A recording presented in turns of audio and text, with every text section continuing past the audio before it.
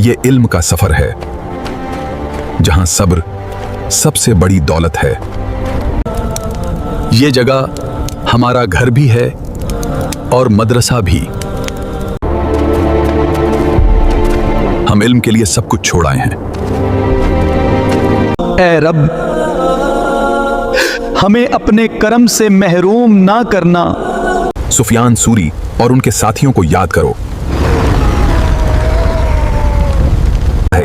पूरा शहर उन्हें तलाश कर रहा है।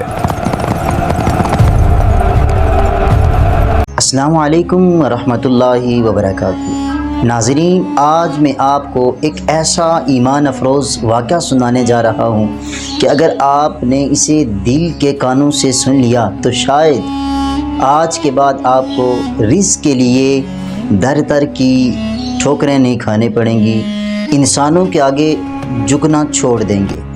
आइए ये वाक़या सुनने से पहले एक मरतबा हुज़ूर ख़ातमुन नबीयीन सल्लल्लाहु अलैहि वसल्लम की बारगाह में दरूद व सलाम का नजराना पेश कीजिए। अल्लाहुम्मा सल्ली अला सय्यिदिना मुहम्मद व अला आलि सय्यिदिना मुहम्मदिन व बारिक वसल्लम। और एक मरतबा अपने गुनाहों की रब्बे ज़ुल जलाल से माफ़ी भी मांग लीजिए। अस्तग़फिरुल्लाह रब्बी मिन कुल्ली ज़ंबिन व अतूबु इलैह। ये एक ऐसे बुज़ुर्ग का वाक़या है जिन्होंने 3 दिन तक भूख बर्दाश्त की मगर किसी इंसान के आगे हाथ नहीं फैलाया। और फिर अल्लाह अज़्ज़ा व जल ने ऐसा इंतज़ाम फरमाया कि पूरी सल्तनत उनकी तलाश में निकल पड़ी। आखिर ऐसा क्या हुआ था? वो कौन सा यकीन था जिसने भूख, फाके और परेशानी को भी शिकस्त दे दी? आखिर तक ज़रूर सुनिए, क्योंकि इस वाक़े में अल्लाह ताला पर भरोसा करने वालों के लिए बहुत बड़ा सबक मौजूद है। ये इल्म का सफर है जहां सब्र सबसे बड़ी दौलत है। हज़रत सुफियान सूरी अलैहि रहमा अपने दोस्त साथियों के साथ किसी जगह हदीस पाक सीखने के लिए गए। हम इल्म के लिए सब कुछ छोड़ आए हैं। वहाँ पहुँचकर उन्होंने सोचा कि उस्ताद के पास रिहाइश का इंतज़ाम नहीं है। चनाचे एक करीब मस्जिद में क़याम फरमाया। ये जगह हमारा घर भी है और मदरसा भी। फरमाया अपने उस्ताद के पास रोज़ाना जाते और सबक पढ़कर वापस आ जाते। इल्म दिलों को जिंदा कर देता है। चंद दिन गुजरे तो सफ़र का सामान ख़त्म हो गया, फाके शुरू हो गए। नाज़रीन, ज़रा गौर कीजिए, इल्म दीन हासिल करने के लिए अल्लाह वाले किस कदर तकलीफ़ें बर्दाश्त किया करते थे। भूख है मगर इल्म छोड़ नहीं सकते। तीनों दोस्तों ने मशवरा किया कि हम में से 2 आदमी सबक पढ़ने जाया करें और एक आदमी मजदूरी किया करे। वो मजदूरी से जो कमाएगा सब मिलकर खा लिया करेंगे। चनाचे अगले दिन 2 आदमी सबक पढ़ने चले गए, तीसरे ने मजदूरी के लिए जाने का इरादा किया। रास्ते में इसके दिल में एक अजीब ख्याल आया। इसने सोचा, जब मजदूरी ही करनी है तो बंदूक ही क्यों ना अल्लाह ताला की मजदूरी की जाए। सुभान अल्लाह, यही वो सोच होती है जो इंसान को अल्लाह वालों में शामिल कर देती है। वो सीधा मस्जिद में गया, 2 रकत नमाज पढ़ी, फिर निहायत खुशू खुजू से अल्लाह ताला के सामने गिड़गिड़ाने लगा, या अल्लाह तू ही हमारा राज़िक़ है। लगा कभी दुआ, कभी तिलावत, कभी रकू, कभी सजदा, और फिर इबादत करते करते पूरा दिन गुजर गया। ऐ रब, हमें अपने करम से महरूम ना करना। गुजर गया। शाम को वापस बाकी दोस्त भी आए। दोस्तों ने पूछा, भाई कुछ लाए हो? इसने जवाब दिया, मैंने बड़े की मजदूरी की है, वो मजदूरी पूरी देता है, मुझे यकीन है वो मुझे ज़रूर देगा। हमने दुनिया नहीं अल्लाह को चुना है। लेकिन उस दिन तीनों ने फाका किया।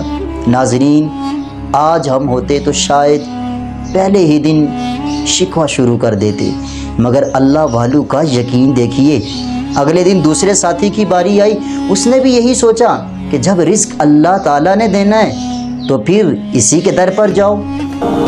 میں اللہ کی مزدوری ہی بہتر سمجھتا ہوں۔ وہ بھی مسجد میں گیا، نماز پڑھی، رو رو کر دعائیں مانگی، ذکر کیا، تلاوت کی، پورا دن عبادت میں گزار دیا۔ اے شام رب، کو ہمیں اپنے کرم سے محروم نہ کرنا۔ گزار دیا۔ شام کو خالی ہاتھ واپس آیا۔ دوستوں نے پوچھا کیا بنا؟ اس نے کہا میں نے ایسے مالک کی مزدوری کی ہے جو اپنے غلاموں کا بہت خیال رکھتا ہے، مجھے امید ہے یہ جگہ ہمارا گھر بھی ہے اور مدرسہ بھی۔ خیال رکھتا ہے، مجھے امید ہے وہ مجھے معروف نہیں کرے گا۔ دوسرا دن پھر فاقے میں گزر گیا۔ یہاں ذرا غور کیجئے، 2 دن کی بھوک لیکن زبان پر شکوہ نہیں، دل میں شک نہیں، صرف یقین۔ تیسرے دن تیسرے ساتھی کی باری آئی، اس نے بھی یہی فیصلہ کیا کہ جب اللہ تعالیٰ کے خزانے ختم نہیں ہوتے تو پھر مجھے اسی سے مانگنے چاہیے نا۔ وہ بھی سارا دن عبادت کرتا رہا اور شام کو خالی ہاتھ واپس آ گیا۔ اب 3 دن کا فاقہ ہو چکا تھا۔ ناظرین، ابھی جو ہونے والا ہے وہ آپ کے ایمان کو تازہ کر دے گا۔ اسی رات وقت کا بادشاہ اپنے محل میں سو رہا تھا کہ یہ کون ہے میرے محل پر؟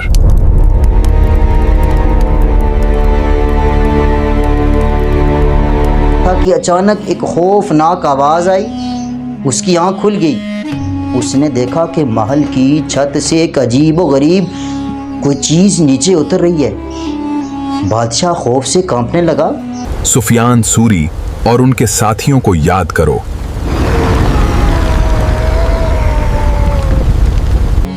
ورنہ تمہیں تھپڑ لگے گا، یہ کہہ کر وہ غائب ہو گئی۔ اللہ اکبر! یہی وہ مقام ہے جہاں اللہ تعالیٰ اپنے خاص بندوں کے لیے غیب سے مدد بھیجتا ہے۔ بادشاہ خوف سے پسینے میں ڈوب گیا۔ اس نے فوراً شور مچا دیا، بھائی فوراً تلاش کرو، سفیان سوری کون ہے؟ وہ جہاں بھی ہو انہیں عزت کے ساتھ میرے پاس لاؤ۔ بادشاہ نے حکم دیا، ہیرے چاندی دینار سب ساتھ لے جاؤ اور انہیں ادب سے پیش کرو اور انہیں میرے پاس لے آؤ۔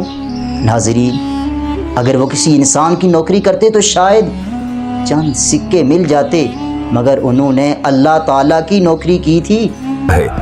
پورا شہر انہیں تلاش کر رہا ہے۔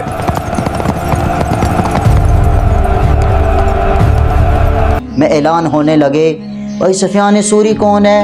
سفیان سوری کہاں ہیں؟ آخر کار لوگ انہیں مدرسے میں مل گئے۔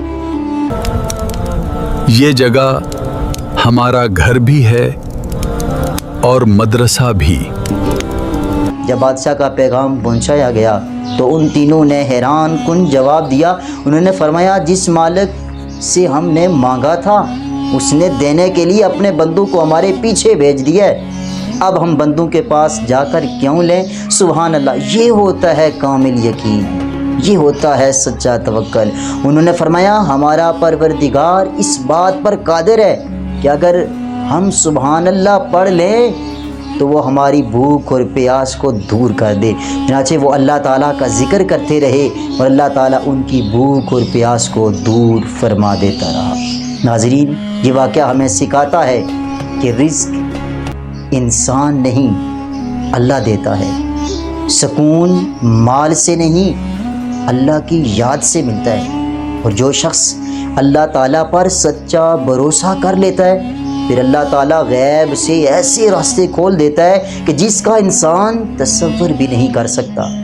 آج ہم لوگوں نے انسانوں پر یقین زیادہ اور اللہ تعالیٰ پر یقین کم کر دیا، حالانکہ خزانے انسانوں کے پاس نہیں، اللہ تعالیٰ کے پاس ہیں۔